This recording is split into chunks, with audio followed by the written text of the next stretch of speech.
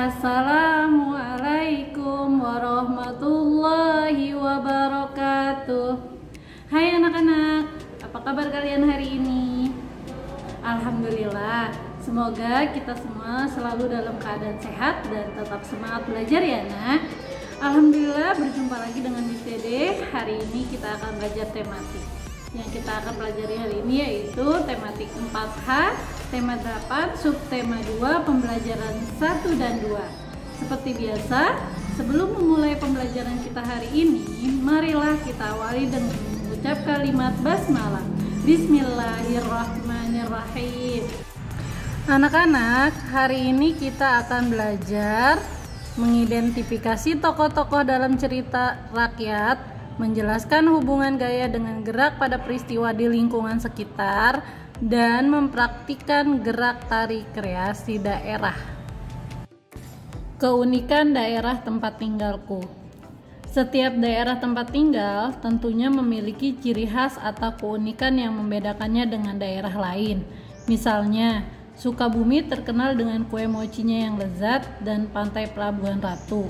Bandung dengan tempat wisata Tangkupan Perahunya, serta kota Magelang yang terkenal dengan Candi Borobudur. Lalu, apakah keunikan daerah tempat tinggalmu yang membedakannya dengan daerah lain? Orang tua Deli berasal dari kota Padang, Sumatera Barat. Sumatera Barat sendiri menyimpan begitu banyak daya tarik yang luar biasa. Keunikan Sumatera Barat membedakannya dengan daerah-daerah lain di Indonesia.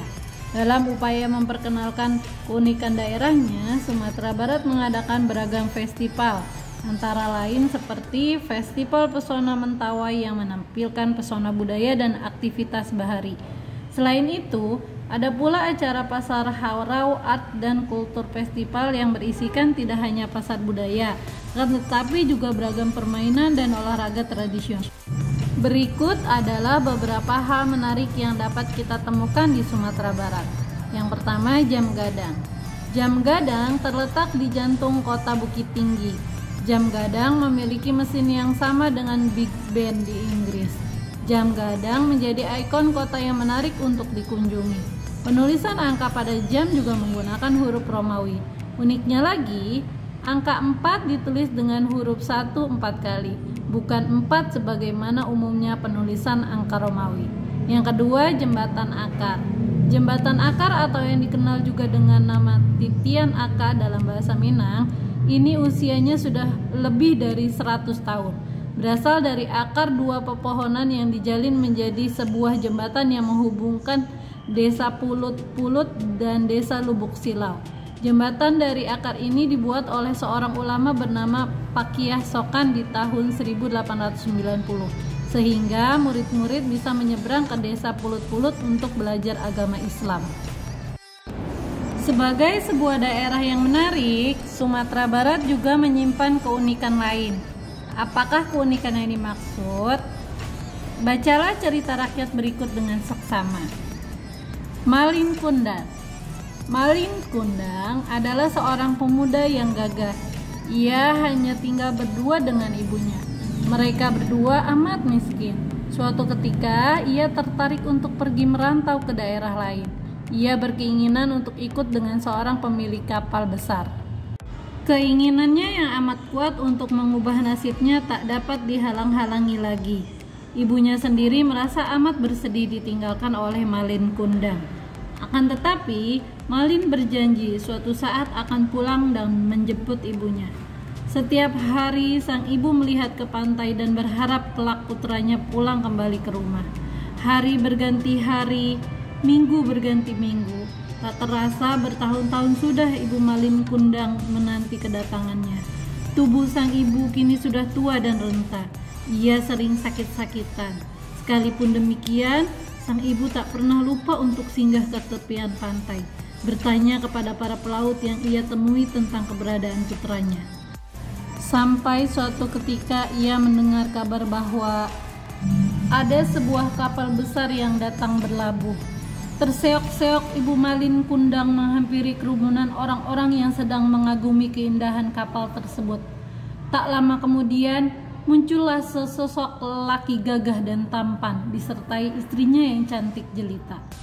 Semua orang terpesona, termasuk Ibu Malin Kundang yang segera mengenali bahwa lelaki itu adalah Malin Kundang, putranya yang lama tak pulang. Dengan penuh kegembiraan, Ibu Malin berlari menerobos dan berhasil memeluk putranya dengan erat. Seraya terisak, sang ibu bertanya, mengapa Malin tak pernah memberi kabar kepadanya.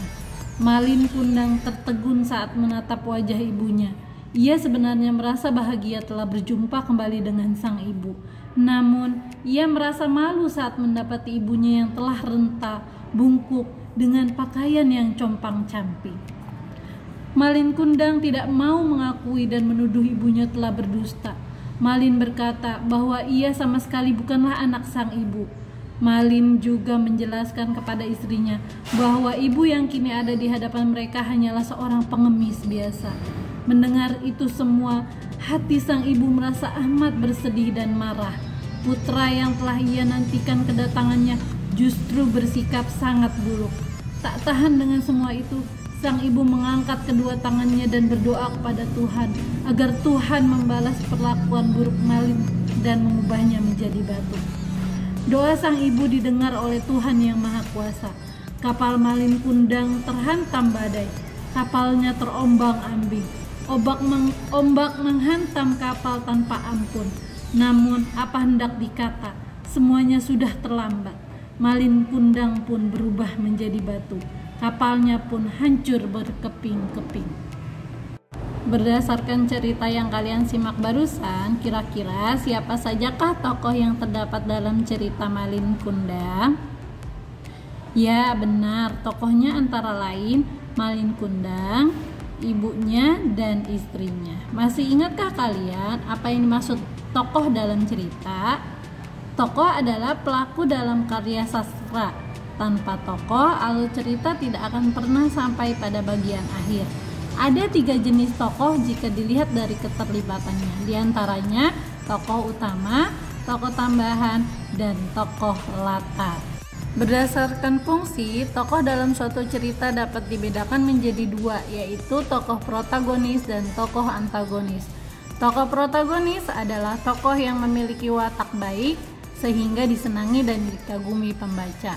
Sedangkan tokoh antagonis adalah tokoh yang tidak disenangi pembaca karena perannya tidak sesuai yang didambakan pembaca karena menjadi penyebab timbulnya konflik dan ketegangan yang dialami oleh tokoh protagonis.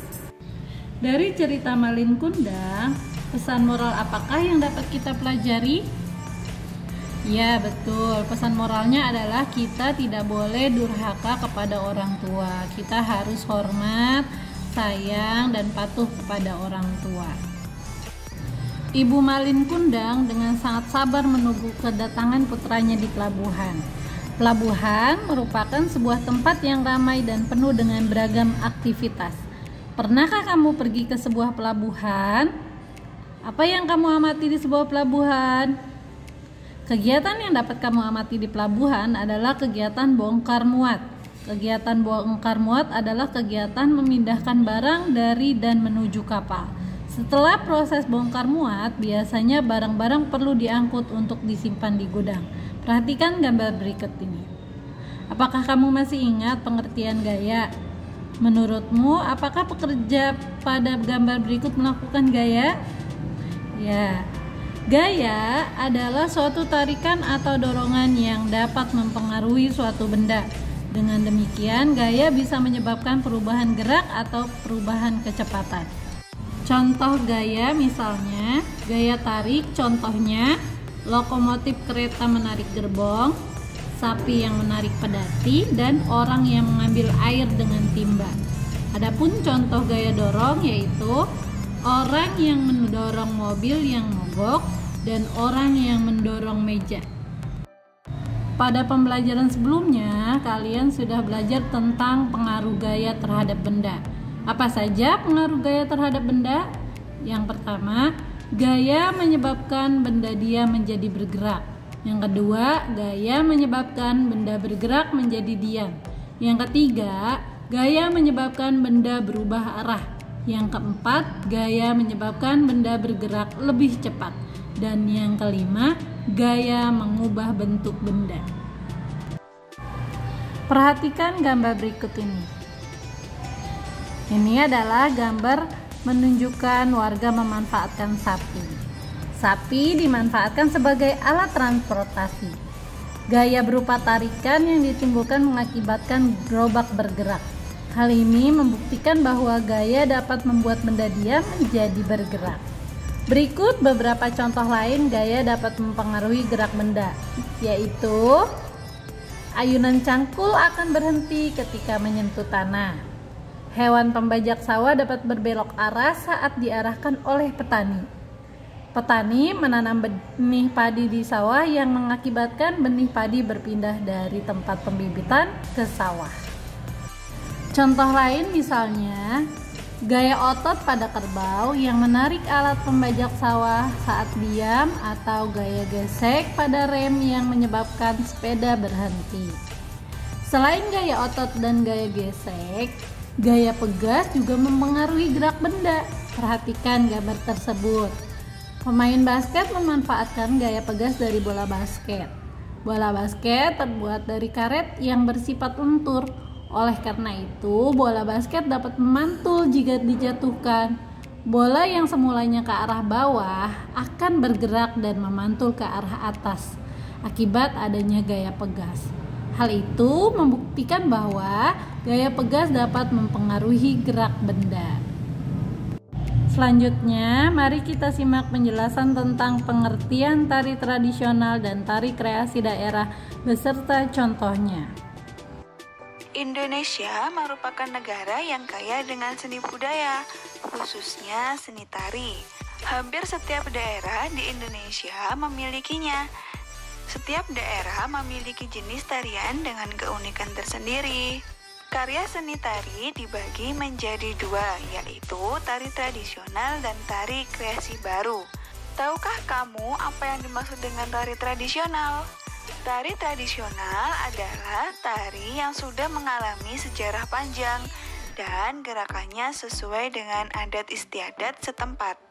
Contohnya, tari gambyong, tari pendet, tari bedaya, dan masih banyak tari lainnya. Sedangkan tari kreasi baru merupakan bentuk karya tari yang mengutamakan unsur-unsur kebebasan dalam pengungkapannya. Contohnya yaitu tari Garuda Wisnu, tari kuntulan, tari merak, dan lain-lain. Tarian-tarian tersebut memiliki keunikan tersendiri. Keunikan tari daerah dapat kita lihat dari unsur-unsur tari. Unsur utama pada tari adalah gerak. Unsur lainnya yaitu busana, tata rias, iringan, dan properti tari. Gerakan tari tradisional sangat beragam karena mencerminkan sifat dan karakter masyarakat daerah masing-masing. Contohnya, ciri-ciri gerak tari Bali. Gerakan pada tari Bali umumnya dilakukan secara lincah, energik, dinamis, dan cepat. Tidak hanya kepala, tangan, dan kaki yang digerakkan, mata juga ikut digerakkan. Ciri-ciri gerakan tari Sumatera. Gerakan tari pada umumnya dilakukan secara lincah dan gesit. Gerakan tari ini lebih menekankan pada gerakan kaki. Gerakan pada lengan, jari, leher, dan kepala tidak beragam dan tidak rumit. Selanjutnya, kita akan belajar keunikan tari pendet. Tari pendet merupakan salah satu tarian dari Bali. Tari pendet memiliki keunikan pada gerakan mata yang disebut dengan sledet dan gerakan pada jari tangan yang disebut dengan jeliring. Keunikan tari pendet lainnya yaitu terletak pada kostum, properti, dan iringannya. Properti tari yang digunakan yaitu berupa bunga mawar dan bokor. Iringan tari pendet memiliki tekanan tempo yang lebih cepat dari tari Jawa. Ada juga tari piring. Tari piring adalah tari tradisional yang berasal dari Minangkabau, Provinsi Sumatera Barat. Sesuai dengan namanya, tari ini menggunakan peralatan utama berupa piring saat menari. Gerakan dasar tari piring adalah meletakkan piring di atas kedua telapak tangan, kemudian menggenggamnya. Piring digerakkan secara memutar dan diayun-ayunkan mengikuti irama musik pengiring. Anak-anakku yang soleh dan solehah, alhamdulillah telah selesai pembelajaran kita hari ini. Semoga apa yang kita pelajari hari ini dapat dimengerti dan menambah wawasan buat kita semua. Kurang dan lebihnya mohon maaf. Miss akhiri. Wassalamualaikum warahmatullahi wabarakatuh.